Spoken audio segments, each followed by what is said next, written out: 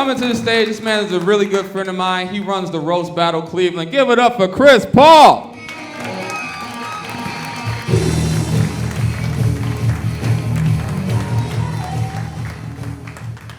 That's so weird. I was just back in the office and there was a back massager in John's backpack.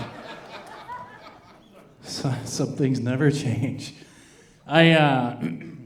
I was on my way here and I cut this guy off in traffic, which is a dick move on my part. So I understood it when he got up next to me and gave me the finger, you know, real aggressive, like put it out the window. What I didn't understand was my reaction, which was this. What? Why? What am I doing? What is this angry dick-sucking motion I'm doing? What message am I trying to send? Hey, do you want to pull over and work this out? Got a couple of men, you know, by that underpass. And then we could spray paint our initials underneath. I don't know.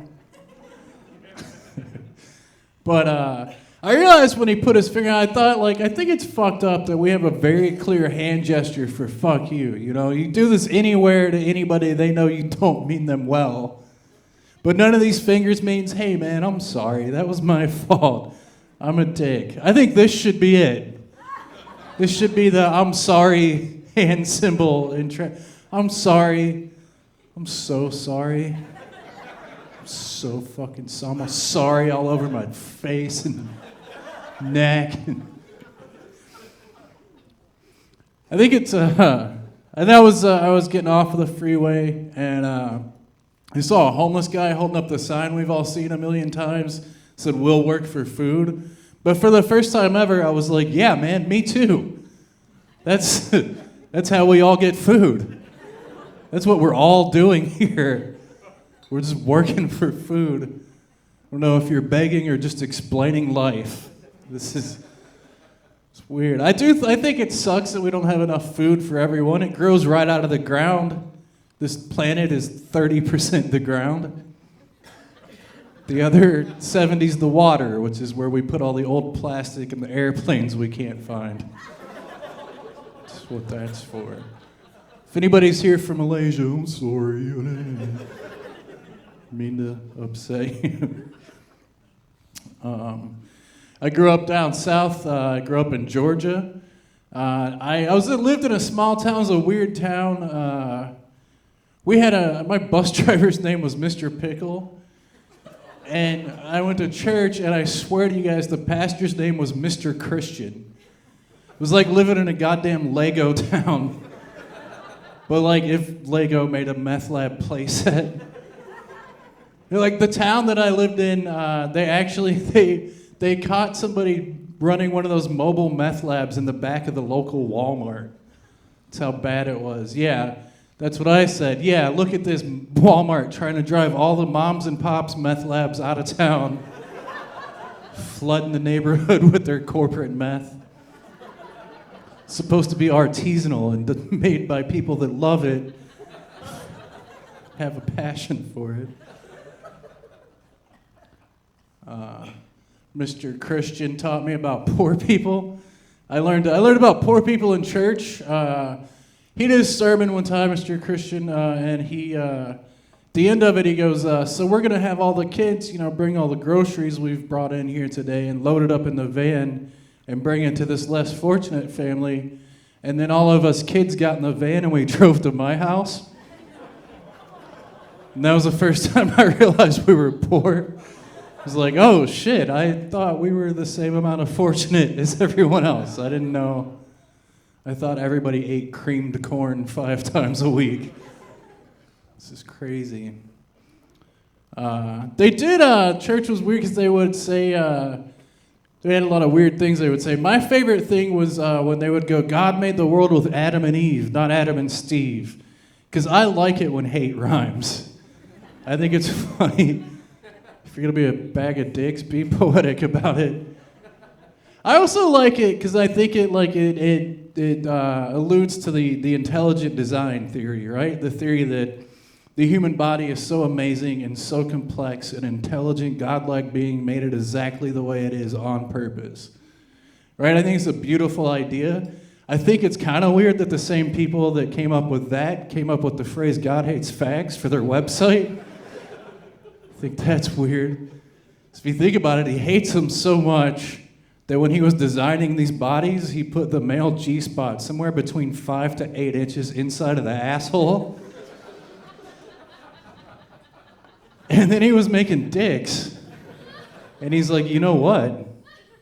Why not make these somewhere between 5 to 8 inches as well? And if anybody figures this out, I'm sending them straight to hell. So that's bullshit.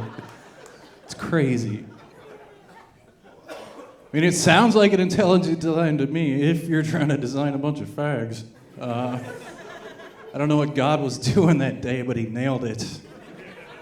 Right in the ass. Maybe God watches straight people have sex, and he's like, come on, man, what the fuck is this? If I wanted you putting your stupid dicks in there all day, I would have put the clit in the hole. These are clearly designed for licking. That's why they taste so good. I don't know, maybe that's why he did 9/11 and stuff. I don't know what God's up to. He's mysterious. He's also like, hey, quit coming in there. You're making people. That's my job. I do that out of ribs, not your gross cum. Fucking idiots. You're making too many people. I don't know where you think you're all going. Heaven only holds 144,000. I don't know how you don't know this. I sent guys door to door to tell everyone. It was a long walk for a Jehovah's Witness joke, wasn't it?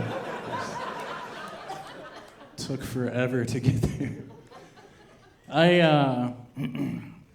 have a weird job. I don't make enough money doing this. I have to do other stuff.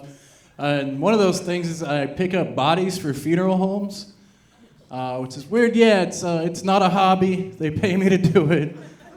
I don't just drive around looking for them like, hey, are you gonna finish that? Can I have it?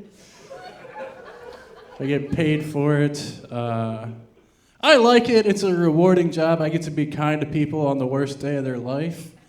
And I think that's cool. But people do weird shit when they're grieving. They say weird stuff. Like, the thing I hear the most is they always go, oh, he looks so peaceful. And I'm like, and I look down at the cot and they're doing this. I'm like, what did he look like when he was alive? That's peaceful. This guy was a fucking lunatic. I accidentally broke this one guy's neck. He was already dead. I didn't do it. He wasn't using it anymore. Here's what happened. He had it was like an old guy with like a hunchback, you know, and I went back to the morgue and I tried to put him in the drawer. And when I went to close the drawer, his chin kept stopping the drawer from closing. So I get him, I roll him to the side, I get the drawer closed, and now he rolls back over. And I realized I didn't tag him. And you have to tag everybody because they want to make sure it's the right one. And I didn't sneak my own in there. But now it's this situation where he's rolled back and he's stuck. Like I go to open the drawer. You ever put a spatula in the silverware drawer? And it pops back up and jams the drawer. That's what happened. His neck. You're doing this thing where you're like reach in and push it down, and then it breaks, and now you know what that sounds like for the rest of your goddamn life. That's what happened. Here's the good news. I felt bad, which made me feel really good. Because I was like, thank God I didn't get the thirst out of this deal. Like, thank God that didn't happen. And I was like, oh, I'm going to have to do this till they catch me. This is the rest of my life now.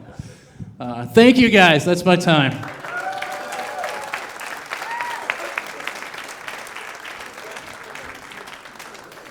One more time. Chris Paugh, let him hear it. Like I said, Chris,